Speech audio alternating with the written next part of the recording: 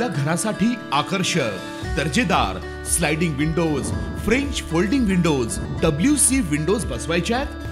तर मग यासाठी नाशिक मध्ये एकमेव आणि अद्वितीय असे एकच नाव, शिवाय एंटरप्राइजेस।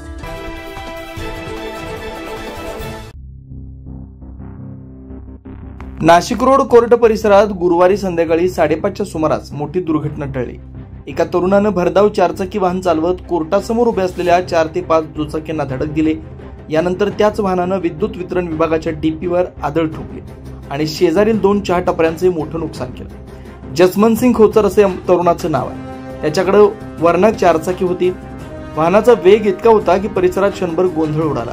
सुदैवाने यात कोणतीही जीवितहानी झाली नाही, मात्र टपऱ्यांमध्ये बसलेले नागरिक थोडक्यात बचावले। या अपघातानंतर जसमन हात आपल्या मित्रांसोबत घटनास्थळावरून पळून जाण्याचा प्रयत्न करत होता, मात्र कोर्टासमोर उभे असलेल्या एका सतर्क वकिलाने त्याचा पाठलाग करत मुक्तिधाम परिसरात त्याला थांबवलं। दरम्यान या घटनेनंतर अद्याप नाशिक रोड पोलीस ठाण्यात कोणतीही अधिकृत तक्रार दाखल झालेली नाही। या प्रकारामुळे पालकांनी अल्पवयीन किंवा अनुभव नसलेल्या मुलांना वाहन सोपवण्याच्या प्रकारांकडे गांभीर्याने पाहण्याची गरज पुन्हा अधोरेखित झाली।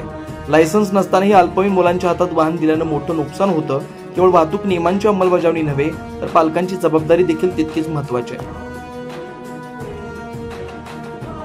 9 न्यूज महाराष्ट्रासाठी ज्ञानेश्वर आंधळे, नाशिक।